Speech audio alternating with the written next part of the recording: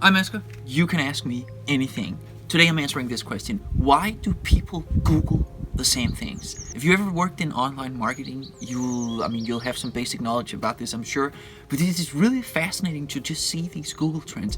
How people across the globe seem to have the same thoughts and ideas at the same time. Sometimes it's almost like mimetic, sort of a wave that sort of flushes over the entire globe. But why is that, really?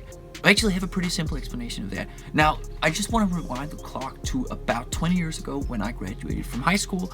I remember having a lot of creative ideas. I had some business ideas as well.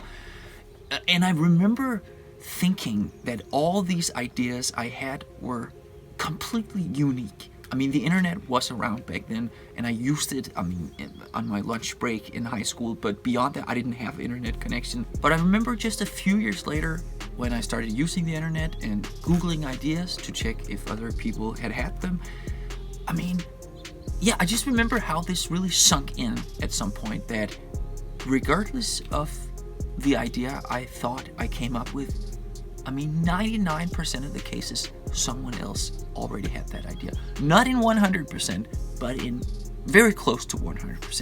And this was actually pretty shocking to me. Something else I want to point out. So I've always been interested in human psychology. My dad is a psychologist, so that's probably one of the main reasons why. And it was just fascinating to me. But initially, my focus would always be on the personality, on the individual's characteristics. And looking back, I actually sort of think it ties in with this narcissism, the youthful narcissism they used to call my generation, Generation Me. That was before the millennials came around and before Gen Z came around. So, back then it was probably true. But I had this idea that not just that I was unique, but that every single human being was completely unique. And of course, that is true in some respect. No two human beings are identical, not even if they're, identical twins. But as I've mentioned before, if we compare two completely randomly selected individuals, if we compare these two people in as many aspects as we can, compare their biology, the way their brain is functioned, their thoughts and feelings and opinions, how they react to different stimuli and stuff like that, the vast majority of the results we come out with will be identical, not different. And now, of course, we're approaching an explanation of why people Google all the same things. It's simply because we're wired fundamentally in a very, very similar way. I know this girl, she's a PhD in psychology, and I remember we had some discussion about I don't actually remember what we were talking about, but I remember her saying that she believed that almost all, if not all, psychological processes in the human brain are caused by associations. That's probably a stretch, but she actually really is onto something here. And we're all familiar with how associations work, but we're only familiar, obviously, by the associations that happens in our conscious mind.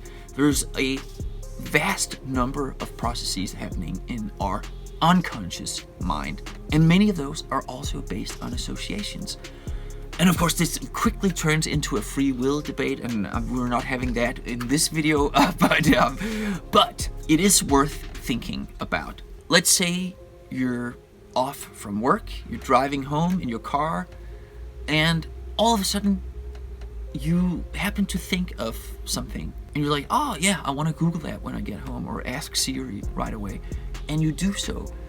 But the crazy part is that somewhere in some office, there's a person looking at the raw data coming in from internet searches. And the chances of you being the only person Googling that very same thing in that very same moment are close to zero. I'm not saying it never happens. Obviously it does. I'm just saying this is an important point. We are unique, but I'm gonna make a claim here saying that much of our uniqueness is an illusion.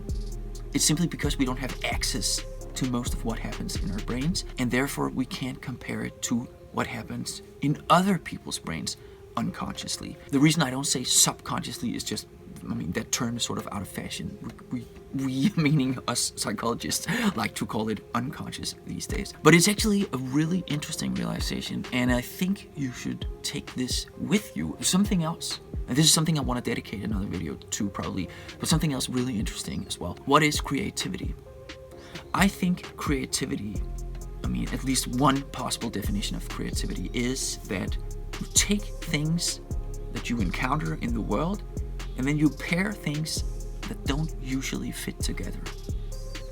Sometimes the result is an atrocity or just some useless object or idea that you can't use for anything. Actually, just a few days ago, I watched this YouTube video about modern music hits that were inspired by classical music. One of the songs, unfortunately I don't remember who this was, but this was like some 70s rock band, but he described what had happened to him. He had listened to this very complex piece of classical music, and then he went home, and I mean, like 5 or 6 hours later, he tried to play it on his guitar, but he couldn't quite remember it, so he just improvised over the parts he didn't remember and wrote a brand new song, which turned out to be a major hit in the late 70s. And I can sort of recognize this process from myself, with music specifically, but also with other ideas. You try to remember something, and then you try to piece it together, but you don't really have all the information. You don't quite remember all the details of the original information, and you end up with something new. That is, in my best estimation, how new stuff happens. Now, okay, this video isn't about creativity, but just to sum up, the reason people Google all the same things is that we have associative minds, and we get the same stimuli from social media, from mainstream media, from the digital world we live in now. And those stimuli trigger association chains that, in many cases at least, lead us to Google the very same things. And make no mistake about it, marketers know this, and now you know it too. And yeah, that's my short answer to this question. And I'm Asger. Feel free to ask me anything in the comments below. And if you enjoyed this video, please subscribe. And thanks for watching. I'll be back tomorrow. Have a good one. Cheers.